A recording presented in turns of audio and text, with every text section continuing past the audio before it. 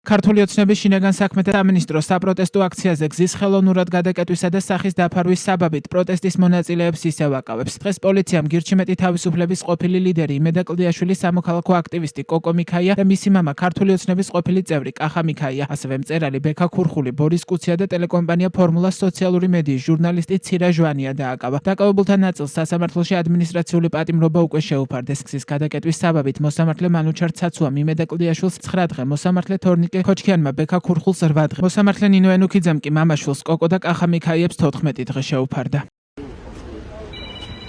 სად მიყავ ხარ? გადავზამით ერთი. აქ რა გინდოდა? სამსახური. ოლაშა.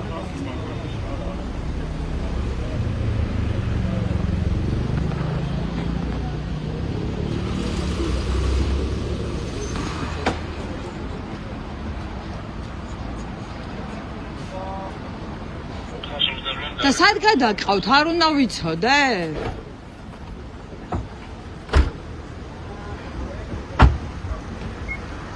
კახას დავურეკავ ხა.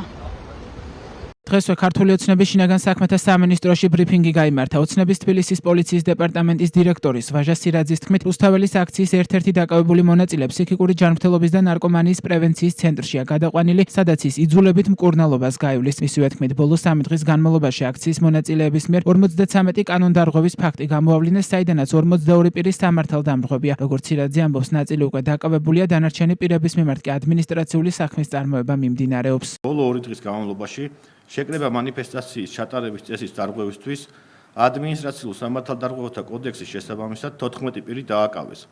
დაკავებულთაგან ერთ-ერთი გადაყვანილია ფსიქიკური ჯანმრთელობის და ნარკომანიის პრევენციის ცენტრში, სადაც იძულებით მკურნალობას გაივლის. აქედან გამომდინარე თავს ვიკავებ აღნიშნული პირის ინიციალების გაჟღერებისაგან. მოქალაქეები, რომლებიც რუსთაველის გამზირზე საკანონმდებლო ორგანოს მიმდებარე ტერიტორიაზე იკრიბებიან, სიმცირის მიუხედავად ხელოვნურად კეტავენ გზის სავალ ნაწილს და აფერხებენ ტრანსპორტის მოძრაობას. ასევე დემონსტრანტების ნაწილს შენიღებული აქვს სახე, რაც ადმინისტრაციულ სამართალდარღვევას წარმოადგენს. საზოგადოების ინფორმირების მიზნით შინაგან საქმეთა სამინისტრომ აღნიშნულ საკითხთან დაკავშირებით არაერთხელ გაავრცელა ოფიციალური განცხადება.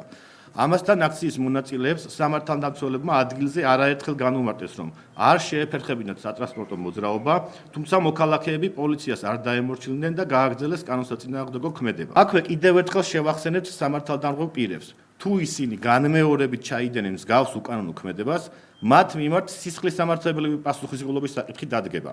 ქართული ოცნების შინაგან საქმეთა სამინისტრომ სახის დაფარვისა და გზის ხელოვნურად გადაკეტვის საბაბით პროტესტის მონაწილეთა დაკავება 19 ოქტომბერს დაიწყო. მანამდე ერთი დღით ადრე პოლიციამ რუსთაველის გამზირის მიმდებარედ მოქალაქეები გააჩერა და ოქმები შეუდგინა. 18 ოქტომბერს გააჩერეს და სახის დაფარვის საბაბით ოქმი შეუდგინეს ანალიტიკოსსა და პოეტ საბა ჯაფარიძეს, რომელიც ქუჩაში ეგრეთ წოდებული ელექტრონული ბორბლით გადაადგილდებოდა და ჩაფხუტი და ბალაკლავა ეკეთა. 2 დღის შემდეგ ის პოლიციამ დააკავა და სასამართლოში გადაიყვანა. როგორც პროცესზე ჯაფარიძემ განმარტა, ის 18 ოქტომბერს აქციაზეც იმყოფებოდა, თუმცა ჩაფხუტი არ ეკეთა. ბაკლავა მხოლოდ შუბლსა და ნიკაპს უფარავდა და სახე იდენტიფიცირებადი ჰქონდა. მიუხედავად ამისა, მოსამართლე ნინო ენუქიძემ მას 6 დღიანი ადმინისტრაციული პატიმრობა შეუფარდა. პოლიციამ იდენტიფიცირების მიზნით მოქალაქეები გუშინ საღამოსად შეაჩერა. ერთ-ერთი მოქალაქე ელენე უმეკაშვილი იყო, რომელსაც პოლიციამ პირბადის გაკეთება მოსთხოვა, შემდეგ კი ფოტო გადაუღო. მათი თქმით, პირბადიანი ფოტო კონკრეტულ პირთან შესადარებლად სჭირდებოდათ. ამის შემდეგ პოლიციამ ელენე უმეკაშვილს სახის დაფარვის საბაბით ოქმი შეუდგინა. გაცნობილია და ხოსურისია შოვი. აი პირბადი გაიგე. რატო გაიგე? რაც გადაგე. რატომ გაიგეთავს? ანუ არ კეთებია. შენ მეგო არ ეკეთებს. რატო უნდა გაიგეთოს? როცა არ ეკეთებ, მაგრამ მიხდება და რატო უნდა გაიგეთოს? და მეტროში იკეთებს. თქვენ მოვიდეთ. მეგობრები. ადვოკატი თუ არა ხარ სამადამია? კი, ადვოკატია, რა მნიშვნელობაა? აბა რატო უნდა გაიგეთოს? პირბადი არ ეკეთებს. ფოტოების მოხსნამარია. აუ,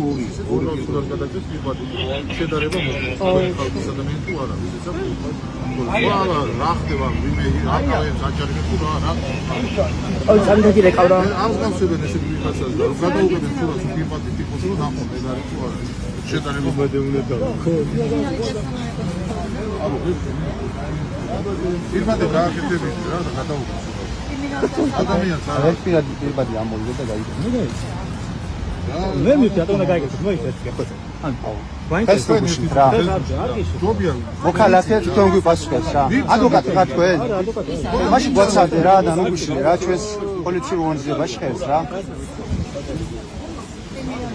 ალბათონო გაიგე.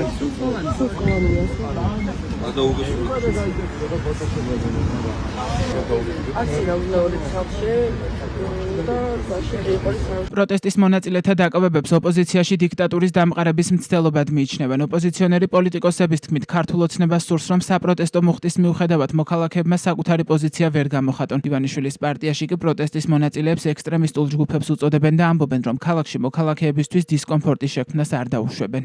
საკუთარი აზრის გამოხატვა, შეკრების თავისუფლება, ანუ ადამიანის ფუნდამენტური უფლებების კრიმინალიზაცია ხდება მაშინ, როდესაც ხდება დიქტატურა. ანუ ჩვენ ვადევნებთ თვალყურს ამ ქვეყანაში ძალიან მძიმე ფორმის დიქტატურის დამყარებას და პოლიციური რეჟიმის დამყარებას.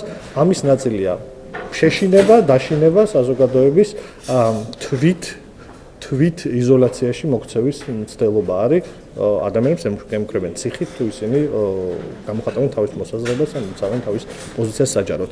ეგ ხდება, ანუ როგორც პარტიების გაუქმება, ესეც არის აბსოლუტური კომპონენტი დიქტატურის დამყარების. თუ საპროტესტო აქცია იქნება იმ მასშტაბის, რომ საფეხმავლო გზაზე ვერ ეტევა აქცია და გადაიკეტოს ნებისმიერი სავალი ნაწილი, საავტომობილო ნაწილზე მაქვს საუბარი. აქ პრობლემა არ არის და გვინახავს ჩვენ ესეთი აქციები და აქ არ ყოფილა პრობლემა.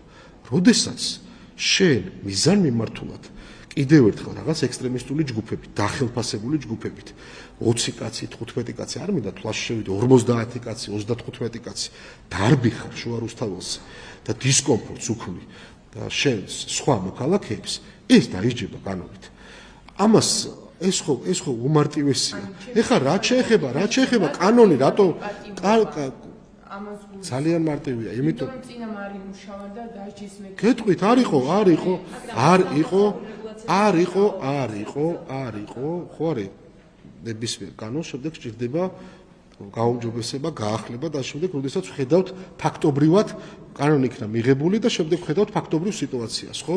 რამდენჯერ ვთქვი, როდესაც არის არა მხოლოდ ამ კუთხით, არამედ ზოგადად, ხო? დაფინანსებები ვახსენე, რომ ყველა მხრივ ცდილობენ ეს ჯგუფები, აი ეს დიდი ჯგუფი, თავიანთი ესე ვთქვათ, თავიანთი აგენტებით, კოლექტიური გიგაურებით და ლომჯარიებით, ეგრეთ წოდებული იურისტებით, ვიღებთ ჩვენ კანონს სხედან და კანონის მიღებიდან ეძებენ გზებს, რომ ისევ მეუბრუნდნენ იმ სცენარს, რომ როგორღაც კიდევ დაგირღვიონ კანონი, კიდევ რაღაცა იპოვონ და როგორღაც ისევ გააგრძელონ ეს დესტრუქცია. ამის საშუალებას არ მივცემ. ქართული ოცნების პარლამენტმა პროტესტის წინააღმდეგ მორიგი რეპრესიული საკანონმდებლო ცვლილებები 16 ოქტომბერს დაჩქარებული წესით მიიღო. ადმინისტრაციულ სამართალდარღვევათა და სისხლის სამართლის კოდექსებში შესული ცვლილებების მიხედვით შეკრების ან მანიფესტაციის მონაწილის მიერ სახის ნიღბის დაფარვის, ცრემლსადენი ან და მომწამლელი ნივთიერების ქონის, ასევე გზის გადაკეტვის ან დროებითი კონსტრუქციის მოწყობის პირველივე შემთხვევა 15 დღემდე ვადით ადმინისტრაციულ პატიმრობას გამოიწვევს. თუ სამართალდამრღვევი ორგანიზატორი ადმინისტრაციული პატიმრობის დრო 20 დღემდე ვადით განისაზღვრა. ასევე იმგვარ შეკრებაში ან მანიფესტაციაში მონაწილეობა, რომელიც შინაგან საქმეთა სამინისტროს მოთხოვნით შეწყვეტას ექვემდებარება, პირველივე შემთხვევაში 60 დღემდე ვადით ადმინისტრაციულ პატიმრობას გამოიწვევს. გარდა ამისა, 60 დღემდე ვადით ადმინისტრაციული პატიმრობა შეეფარდება იმ პირს, რომელიც შეკრებისას იქონიებს იარაღს, პიროტექნიკას ან ისეთ საგანს, რომელიც გამოიყენება სხვა პირთა სიცოცხლისა და ჯანმრთელობისათვის ზიანის მისაყენებლად. ამგვარი ქმედებების გამეორების შემთხვევაში 1 წლამდე ვადით სისხლის სამართლის პასუხისგებაში მიცემაა გათვალისწინებული.